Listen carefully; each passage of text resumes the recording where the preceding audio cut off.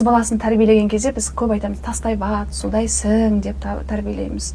Ең бірінші осы, қазір енді дұрыс айтасыз, сырласу деген нәрсе, қазір психологтың алды болып кетті ғой, қазір анасы емес, жаңағы әлеуметтік желіде бір адамды тауып алады, ол оған өзінше жаңағы жақындау көрінген сияқты, бірақ өзі анасымен сырласудан қашқақтайды. Бұл енді бәлкім жастардың кінәсінен бұрын ата-ананың кінәсі деп, қателігі деп келтірсек болатын шығар, кемшілігі деп келтірсек болатын шығар.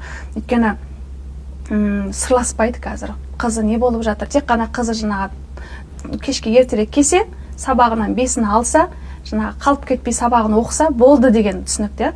Бірақ негізі адам өзі 3 түрлі жаратылыс қой. Адам бойында руханияты бар, оның жаңағы жан дүниесі бар, және оның тәні бар деп айтады. Біз көбінесе сол тәніне ғана мүмкіншілікті жасап қоямыз да, оның жаны менен руханияты қалып қойып жатады. Сондан қызды болашақта жар ретінде тәрбиелеу, оның ең бірінші рухани жағынан және де жан жағынан.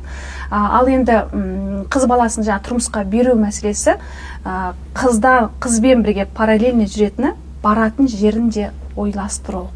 Қазір жастардың көп үйленбей жүруі де өзің таңда, жастар өзі білсін, жастар өзі шешсін деген мәселе соңы жақсылыққа. Жас қақтан шешеді, егерде ол тәжірибе жинаған бір адамның ақылы кеңесі болмаса. Сондықтан да бұл жер араласу дұрыс емес деп қарамаймын. Бұл жерде қалып кеткен бір ескіліктің көзқарасы деп қабылдамаймын. Егерде ата-ана қызына баратын жерді өзі ойласып, қалай қызым осы жерде адамдары қалай, я болмаса жігіт адамға осы жердің қызы қалай деп осы мәселені уайымдап бірінші осылай шешу керек. Кәдімгі қазақ халқында отбасы кәдімгі бір мемлекет деп айтатын осы жаңа саяси тұрғысы болсын, сыртқы істер, ішкі істер мәселесі болсын, бәрін шешіп отыру керек. Тек қана қызға ғана сен жақсы болсаң, барған жеріңде осындай болады деп бір жақты тәрбие беру қызға қателік болу. Өйткені айтады ғой, тастай батып судай сіңу үшін ол жер тас бату үшін жұмсақ болу керек, су сіңіп кету үшін ол жер жұмсақ болу керек. Демек, бұл айтылған мақал бір жақты емес.